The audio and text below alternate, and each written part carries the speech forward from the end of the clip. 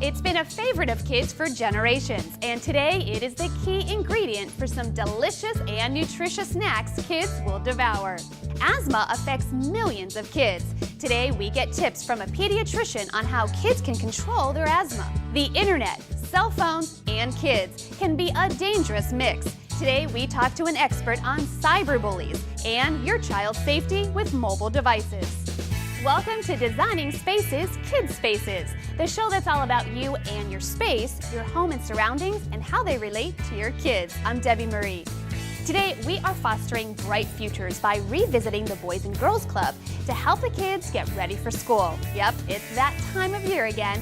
It's our special two-part Kids Spaces Back to School special. But first, let's take a look at the Pompano Beach facility of the Boys and Girls Club and find out what they're all about, both here and around the country.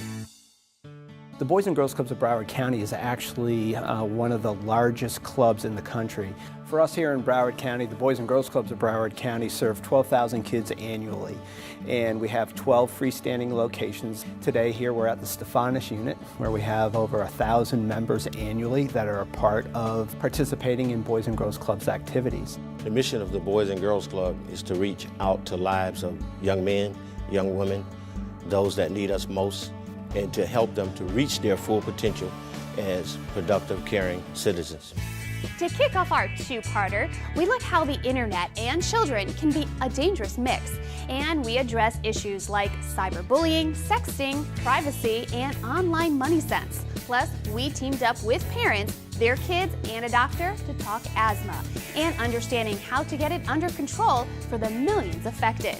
To wrap it all up, we get in the kitchen and make some delicious after-school snacks the kids will devour. So stick around and see it all right here on Kids Spaces Back to School Special, Part 1.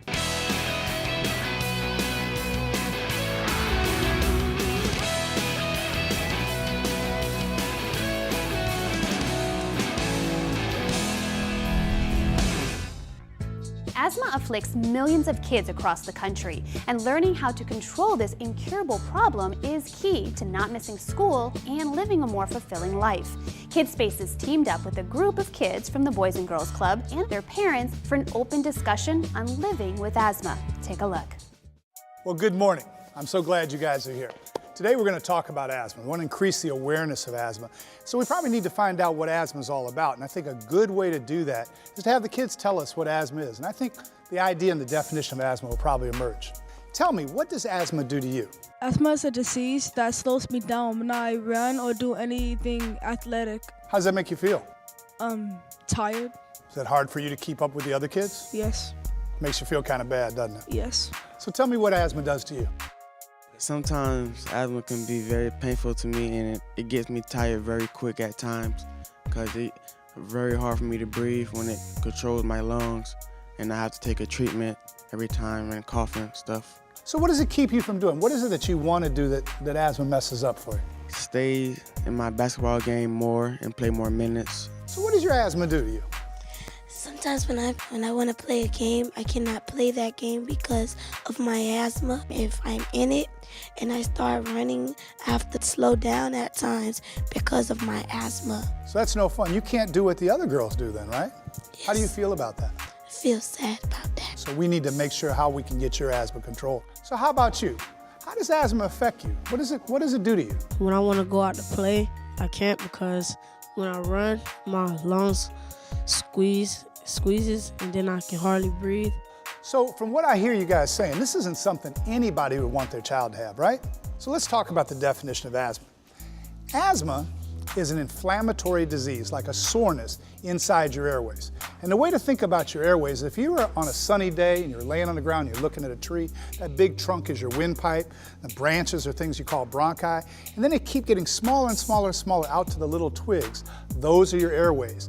And asthma, that inflammation or soreness, affects both the large and the small airways. Think about this. If you get a burn on your hand, okay, and it's a little sore, but if you don't touch it, it's not a problem. If you touch it, it really hurts. So that's what happens in asthma. That inflamed airway is very sensitive to things we call triggers. And many of you told me exactly the kind of triggers that you have, in terms of weather changes, in terms of exercise, in terms of dust and pollution. So we need to understand that the whole basis for how we treat asthma is realizing that it's an inflammation or soreness in our airways, both our large airways and our small airways.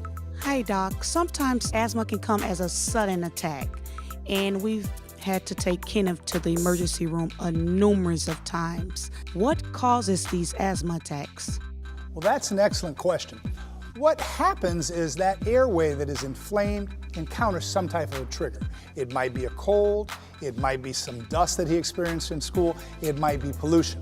But once that trigger hits that inflamed sore airway, it goes into what we call a spasm, sometimes known as a bronchoconstriction. And you begin to see Kenneth breathe hard, you hear the wheezing, the shortness of breath, and you as a parent, you get kind of panicked by that and you take him to the emergency room.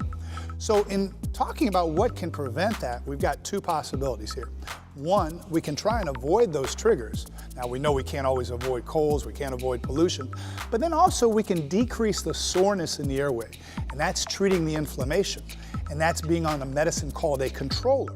That's a medicine you take every day to decrease, if not eliminate, most of that inflammation, so that he's not likely to go into a severe and sudden attack, which appears sudden because he encountered a trigger. Shiva can get asthma while running or out playing. I think it's good exercise.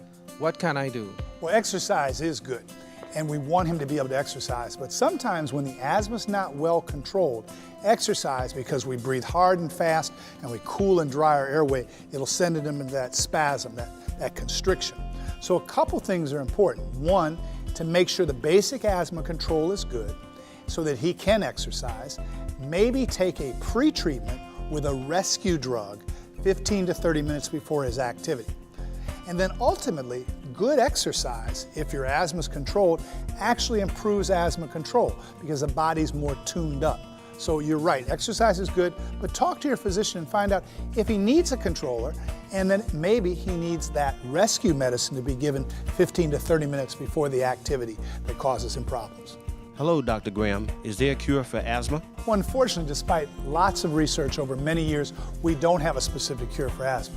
But what that research has helped us develop is really effective treatment, where you can take a child and have them continue on their controller or preventive medicine, identify their triggers, and have rescue medicine at hand should they have a flare-up, all put into what we call an asthma action plan that you and your doctor develop that has all that information readily at hand, so that most children, if not all children, can lead a normal life. You know, I'd like to thank all of you for being here today, because what you've done is you put a face on asthma. And what I as an asthma specialist and I as an asthma educator really want, this is the disease that people need to be knowledgeable about. People need to empower themselves. People need to ask the questions that you've asked now and go to excellent sources like GetSmartAboutAsthma.com to learn more. So I just want to thank you for being part of this, and I think everybody that views this is going to be better for it, particularly if they have a child with asthma. So thank you for your help.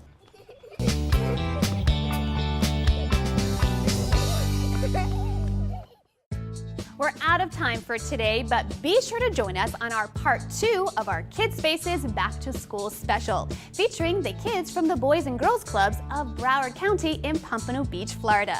I'm Debbie Marie. Bye for now. You can visit these websites to learn more about the participants on this edition of Designing Spaces.